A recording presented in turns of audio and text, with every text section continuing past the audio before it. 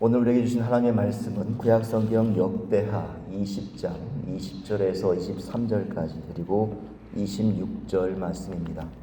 이에 백성들이 아침에 일찍이 일어나서 드고와 들로 나가니라. 나갈 때에 여호사밧이 서서 이르되 유다와 예루살렘 주민들아 내 말을 들을지어다. 너희는 너희 하나님 여호와를 신뢰하라. 그리하면 견고히 서리라.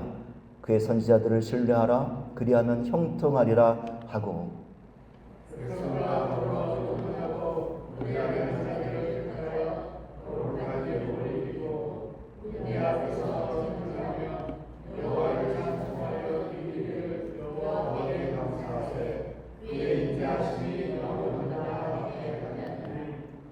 그 노래와 찬송이 시작될 때에 여호와께서 복병을 두어 유다를 치러 온 암몬 자손과 모압과 세일산 주민들을 치게 하심으로 그들이 패하였으니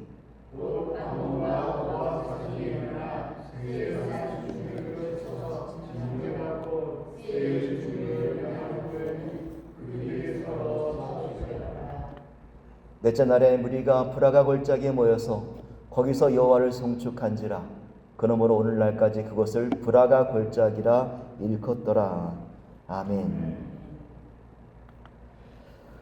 오늘 주문을 보시면 설교의 제목이 신뢰하라 그리하면 견고히 서리라 라고 적혀 있습니다. 지금 어젯밤에 설교를 다시 한번 정리하면서 본문의 제목을 바꾸었습니다. 믿음의 싸움터 신뢰의 찬송으로 서다라는 제목입니다.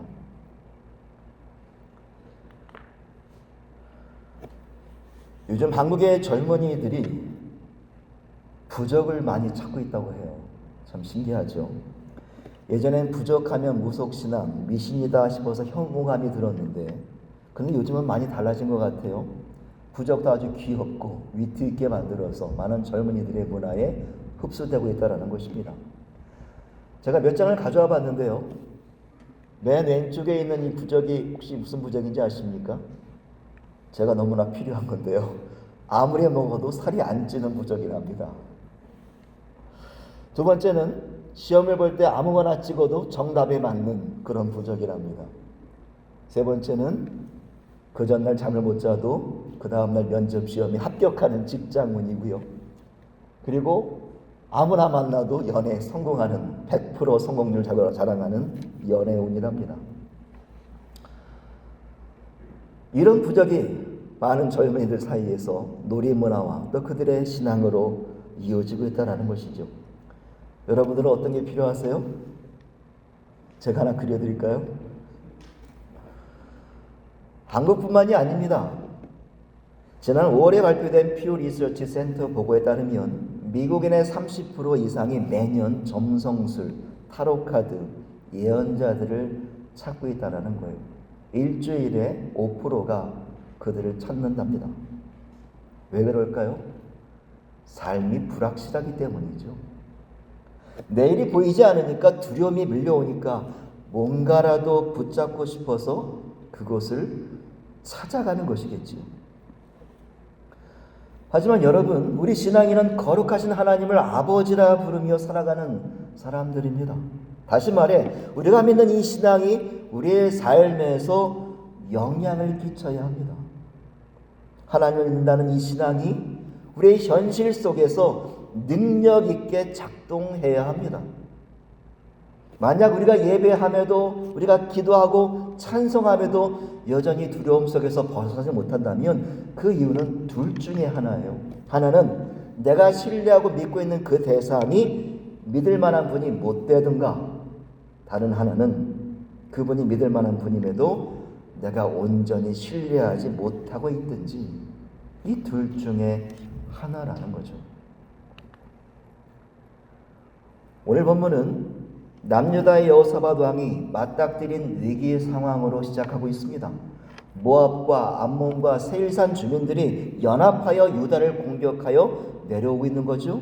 그들의 숫자는 나와 있지는 않지만 성경은 그들을 향하여 큰 무리라고 표현합니다. 큰 무리. 이에 3절을 보면 여호사밧은 두려워하여 백성들에게 금식을 선포하며 여호와께 기도하기를 명하죠. 그만큼 적들의 숫자가, 적들의 규모가 압도적인 두려움이 되었다는 것이죠. 그런데 참 감사하게도 그들의 기도에 하나님은 선지자 야시를 통하여 이런 말씀을 주세요. 두려워하지 말라는 거예요. 놀라지 말라는 거예요. 왜냐하면 이 전쟁은 하나님께 속한 것이니까 너희들은 싸울 필요 없이 그저 앞으로 나아가라는 것입니다. 얼마나 놀라운 말씀입니까? 그런데 사실 여기까지는 우리 성경에 너무나 많이 등장하는 이야기죠. 하나님께서 두려워하지 말라고 하시는 말씀에 용기를 얻는 이야기들은 너무나 많이 있습니다. 하지만 문제는 하나님께 있는 것이 아니라 누구에게 있습니까? 그 약속을 신뢰하지 못하고 있는 우리에게 있는 것 아닙니까? 오늘 본문 20절에 보면 그들은 아침에 일찍 드고와 들로 나갔다라고 기록하고 있습니다. 아침에 일찍 일어나서 드고와 들로 나가니라. 이 말이 무엇을 의미하겠습니까? 그들은 밤새 한숨도 자지 못했다는 거예요. 하나님의 약속이 그들에게 있었음에도 불구하고 여전히 두려웠다는 것이죠. 침대에 누워 있었겠지만 잠을 이루지 못했다는 거예요. 뒤척이며 고민했겠지요. 도망가야 했을까? 하나님이 정말 싸워주실까? 조공을 바치고 함께 연합한다고 무릎을 꿇는 게 마땅하지 않았을까? 우리가 뭘 놓친 건 아닐까? 여러분, 이것이 우리의 현실 아닙니까? 말씀도 듣고 예배도 행하는데 우리의 마음은 여전히 무겁고 두렵고 흔들리는 것이 우리에게는 너무나 자연스럽잖아요. 현실의 파도가 밀려오고 비바람이 몰아치게 되면 우리의 믿음이 함께 흔들리지 않습니까? 그래서 우리에게 중요한 것은 바로 신뢰할 대상을 분명히 아는 것입니다. 신뢰할 대상을 분명히 아는 것. 그리고 그분을 끝까지 붙드는 것이지요. 그 대상이 누구죠? 바로 하나님이십니다. 그분이 우리의 피난처가 되시고 능력이시고 구원이심을 확실하게 아는 것이 우리에게는요 너무나 중요하다라는 것입니다. 열왕기 18장에 보면 엘리야 선지자가 갈멜산에서 바알 선지자 450명, 아세라 선지자 400명과 대결하는 장면이 나와요. 먼저 바알과 아세라 선지자가 제단을 쌓고 하루 종일 춤추며 외칩니다. 심지어 자해까지 하면서 소리를 질러요. 그런데 아무런 응답이 없는 거죠. 아무런 소리가 들리지 않습니다. 바로 그때 엘리야가 딱 등장하지 않습니까? 그는 조용히 제단을 쌓고 제물을 올리고 나뭇가지를 쌓고 그리고 심지어 물까지 부어 쏟습니다. 그리고 하늘을 향해 기도하지요. 여호와여 내게 응답하소서. 이 백성에게 여호와 하나님이신 줄을 알게 하옵소서. 그리고 그 기도가 끝나는 순간 하늘에서 불이 내려와 그 제단을 불태우는 거예요. 도랑의 물을 말려버립니다. 너무나 놀라운 기적의 사건이죠. 그런데 여러분, 그 기적의 핵심은 하늘로부터 내려온 그 화려한 불이 아니라, 뜨거운 불이 아니라 엘리야가 신뢰했던 대상이 누구였느냐가 중요하다는 거예요. 엘리야가 누구를 믿었고 또 그의 하나님이 어떤 분이셨는지를 백성들에게 알게 한 것이 중요한 목적이었다는 것입니다.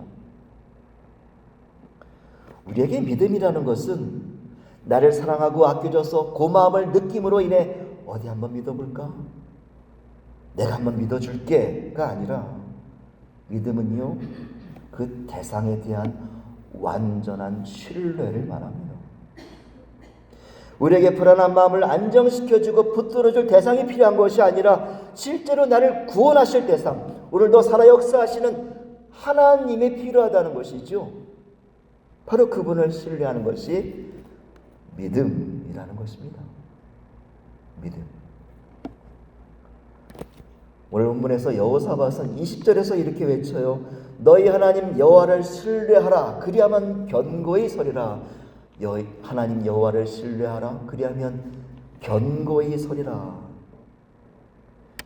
우리 성경은 이 신뢰하라 하고 견고히 서리라 이 말을 다르게 구분하여 표현했습니다. 근데 히브리어 언어로 보면요, 이 신뢰하라라는 말과 견고히 서리라는 말은 아만이라는 동일한 단어를 썼어요. 신뢰하라, 견고히 서리라는 같은 말이라는 거예요. 또 아만이라는 말은 우리가 좀 익숙한 단어 같지 않습니까? 뭐와 비슷해요? 아멘과 비슷합니다. 아멘과 같은 어원을 두고 있어요. 다시 말해 하나님을 신뢰한다는 것은요, 바로 우리가 견고하게 서는 방법이라는 거예요. 그 말씀이 아멘, 분명한 진실로 믿어져야 한다는 것입니다. 흔들리는 세상 속에서 우리가 흔들리지 않을 수 있는 이유는 우리가 든든해서가 아니라 우리가 붙들고 있는 그 대상이 견고하시기 때문인 줄 믿습니다. 그분이 바로 우리 하나님이십니다. 그분이. 그렇기 때문에 우리가 그분을 신뢰하기만 한다면 우리 또한 견고히 설 수 있게 된다는 말씀이에요. 여호와를 신뢰하라. 그리하면 견고히 설 수 있게 된다. 오늘 본문 21절에서 여호사밧 행동을 보세요. 그는 군대보다 먼저 찬송하는 이들을 앞세우게 됩니다. 전쟁도 한복판에 무장한 군대가 아니라 하나님을 찬송하는 사람들을 앞에 세웠다는 거예요. 그리고 그들이 찬송하기 시작합니다. 여호와께 감사하세, 그 인자하심이 영원하도다. 여러분, 찬송이라는 의미가 무엇인지 아십니까? 찬송은 히브리어로 볼 때 무릎을 꿇다라는 의미를 가지고 있어요.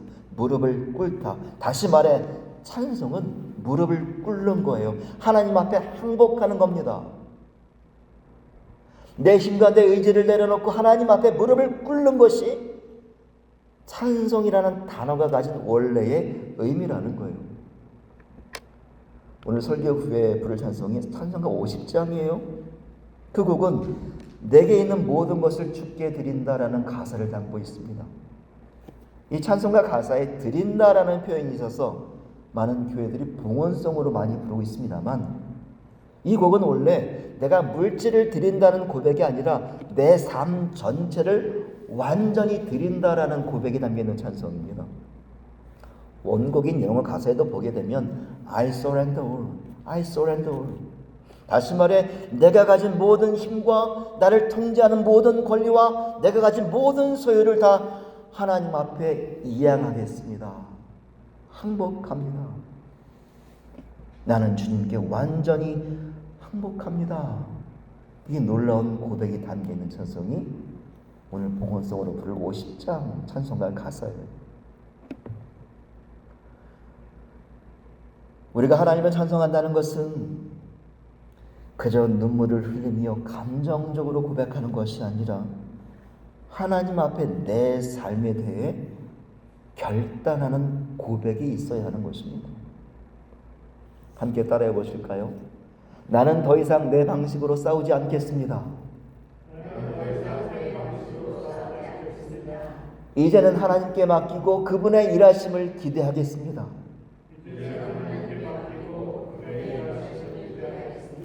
아멘. 이게 찬송의 고백이라는 거예요. 하나님 앞에 맡기겠습니다. I surrender all. 지금 남유다 백성들은 하나님 앞에 이런 고백을 드리고 있는 거죠. 하나님, 항복합니다. 나의 모든 것을 주님께서 맡아주십시오. 이런 고백의 찬송을 하고 있다라는 것입니다. 남아메리카 멕시코의 그루타스 똘란통고라는 지역에 아주 특이한 온천이 하나 있다라고 그래요. 온천이 특이한 건 아니겠습니다만 이 지역에 가지고 있는 특이한 것이 있는데, 지질학적으로 좀 특이한 지형을 가지고 있는데, 그것은 뭐냐면 뜨거운 온천수가 나오는 샘물 옆에 차가운 물이 나오는 샘물이 나란히 있다라는 거죠. 이런 경우가 드물다 그래요. 뜨거운 온천물이 나오는데 그 옆에는 차가운 물이 나온다는 거예요. 그래서 과거에는 이 마을 사람들이 빨래를 하는데 어떻게 했냐면 이 뜨거운 온천수에서 빨래를 삶고 건져서 차가운 물에서 헹궜다는 거예요. 참 신기하죠. 이런 온천이 우리 집 옆에 있으면 얼마나 대단할까요? 그런데 참 좋은 곳이다 생각하게 되는데 이 마을 사람들은 늘 불평을 달고 산다는 거예요. 왜냐하면 이 뜨거운 물과 찬물은 나오는데 비누가 안 나온답니다. 사람 마음이 참 그래요. 감사할 것이 많아도 없는 것만 생각한다는 거죠. 오늘 여호사밧의 백성들을 보게 되면 아직 일어나지 않은 일에 대해 찬송합니다. 아직 싸움이 벌어지지 않았고 승리를 본 것도 아닌데 21절에 보면 이렇게 찬송합니다. 여호와께 감사하세 주의 인자하심이 영원하도다. 이 감사 찬송이 주는 의미가 무엇입니까? 그들이 감사할 수 있었던 것은 그들이 현재 처한 상황 때문이 아니라 그 상황을 풀어가실 하나님이 그들에게 있다라는 믿음이 그들은 가지고 있었다라는 것이죠. 신뢰는 그저 미래를 바라본 것이 아니라 하나님을 보는 것입니다. 신뢰라는 것은 하나님이 개입하시면, 하나님이 역사하시면 어떤 상황도 바뀐다는 것을 믿는 것입니다. 그것이 신뢰예요. 이사야 61장에 보게 되면 이사야 선지자는 포로로 끌려갔던 백성들에게 찬송할 수 있는 이유를 말해주는데, 내가 여호와로 인하여 크게 기뻐하고 나의 하나님으로 말미암아 즐거워한다라고 말합니다. 포로된 백성들에게요. 시편 27편에서 다윗은 자신을 죽이려는 대적자들 앞에서 둘러싸여 있을 때 이렇게 고백합니다. 여호와는 나의 빛이요 나의 구원이시니 내가 누구를 두려워하리요. 그들의 상황은 분명히 문제가 해결되었거나 이전보다 나아진 상황이 아닙니다. 하지만 여호와께서 계시기 때문에 그들은 기쁘다는 것이죠. 그들은 두려울 것이 없다는 것이죠. 다시 말해 그들은 하나님을 온전히 신뢰했을 때 그들의 고백이 바뀌어가는 것을 우리에게 보여주고 있는 거예요. 하나님을 신뢰하는 자, 그들의 고백이 바뀌는 것입니다. 그리고 고백이 바뀌게 되면 그 결과도 바뀌는 것이지요. 오늘 본문 22절을 보십시오. 그들이 찬송하기 시작했을 때 하나님은 역사하십니다. 적군들이 서로 치고 무너져 내립니다. 싸우지 않고 이기는 일이 벌어지는 것이죠. 눈앞에서 일어나는 거예요. 그리고 더 나아가 그 들판의 이름이 바뀌게 됩니다. 그들이 아침까지 서 있던 곳은 드고아 들판이라고 했습니다. 그 드고아라는 말은 나팔 소리라는 뜻을 가지고 있어요. 그들은 그곳에서 나팔 소리가 울리면서 상처와 죽음과 아픔이 일어나는 전쟁을 맞이해야 했습니다. 하지만 하나님이 일하셨을 때 그들은 승리를 얻게 된 것이죠. 그리고 26절에 보게 되면 그곳의 이름이 드고아가 아니라 브라가 골짜기로 불렸다라는 것입니다. 브라가는 blessing, 축복을 의미합니다. 여러분의 인생에 이 드고와 들판과 같은 현실이 혹시 있으십니까? 여기저기서 나팔 소리를 울려대는 전장의 한복판에 혹시 서 계십니까? 여전히 해결되지 못한 문제의 불안과 염려의 상황에 놓여 계십니까? 그렇다면 오늘 이 말씀을 붙드십시오. 내가 하나님을 전적으로 신뢰하고 찬송하면 그 두려움이 남아있는 곳에, 여전히 풀지 못한 문제로 괴롭고 불안 속에 있는 그곳에 하나님의 일하심을 통하여 브라가 골짜기로 축복의 계곡으로 바뀌는 줄로 믿습니다. 우리를 괴롭게 하는 모든 죽음의 골짜기가 축복의 골짜기로 바뀌는 놀라운 은혜가 우리의 모든 삶에서 나타나기를 간절히 축원합니다. 말씀을 마무리하겠습니다. 호레이셔 게이츠 스펜포드라는 시카고의 유명한 변호사가 있었습니다. 이분은 막대한 부를 축적했어요. 그래서 그 부를 가지고, 벌어들였던 돈을 가지고 많은 것에 투자를 하죠. 그런데 1871년 시카고 대화재로 인해서 전 재산을 투자했던 호화 별장, 그 세워졌던 호화 별장이 불태워지게 됩니다. 그래서 그 가족이 큰 상심을 겪게 됩니다. 그래서 가족들을 위로하기 위해 이 사람은 유럽 여행을 계획했는데 자신은 직장 일정 때문에 함께 합류하지 못하고 가족들을 먼저 보내게 돼요. 근데 그 가족들이 탄 여객선이 대서양을 지나다가 영국의 철갑선과 충돌하여 바다에 가라앉게 됩니다. 그리고 그 안에만 간신히 살아남아 구조되게 됩니다. 이 스패포드는 이 소식을 듣고 큰 슬픔에 빠진 채 아내가 머물러 있는 피신해 있는 영국으로 가던 중에 그 아이들이 가라앉은 그 대서양의 해역을 지나가게 되는 것이죠. 바닷속에 내 아이들이 잠겨 있는 것을 보면서 얼마나 큰 슬픔에 빠졌을까요? 밤새 울며 기도합니다. 그러다가 시편 23편 여호와는 나의 목자시니 내게 부족함이 없으리로다, 이 말씀을 읽고 은혜를 받아서 그 자리에서 찬송시를 작사하는데 그 내용은 이렇습니다. 내 평생에 가는 길 순탄하여 늘 잔잔한 강 같든지 큰 풍파로 무섭고 어렵든지 나의 영혼은 늘 편하다. 내 영혼은 평안해. 내 영혼 평안해. 스패포드는 자신이 평안할 수 있는 이유로 모든 상황이 해결되었기 때문이 아니라 그 상황을 해결하실 하나님이 바로 내 옆에 계시니 그분을 신뢰하니 평안하다라는 고백으로 이 시를 만들게 되었다는 것이죠. 사랑하는 여러분, 우리 삶의 불확실성과 두려움 속에서 우리가 기댈 것은 오직 한 분, 바로 하나님이십니다. 그리고 반드시 우리 하나님이셔야 합니다. 그렇다면 이 시간 우리 결단합시다. 우리의 불안과 염려를 내려놓고 온전한 여호와 하나님만을 신뢰하기로 작정하시는 거예요.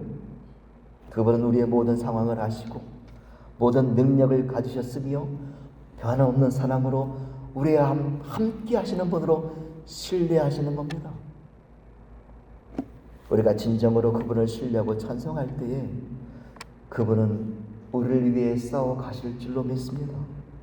그렇기 때문에 우리의 절망의 자리가 축복의 자리로 분명히 변할 줄로 믿습니다. 그 하나님을 신뢰하십시오. 그리고 그 하나님의 이름으로 견고히 서십시오. 어떤 역경 속에서도 흔들리지 않는 그 신뢰함을 믿음으로 담대하게 살아가시는 하나님의 백성, 저와 여러분 모두가 되시기를 주님의 이름으로 간절히 축원합니다.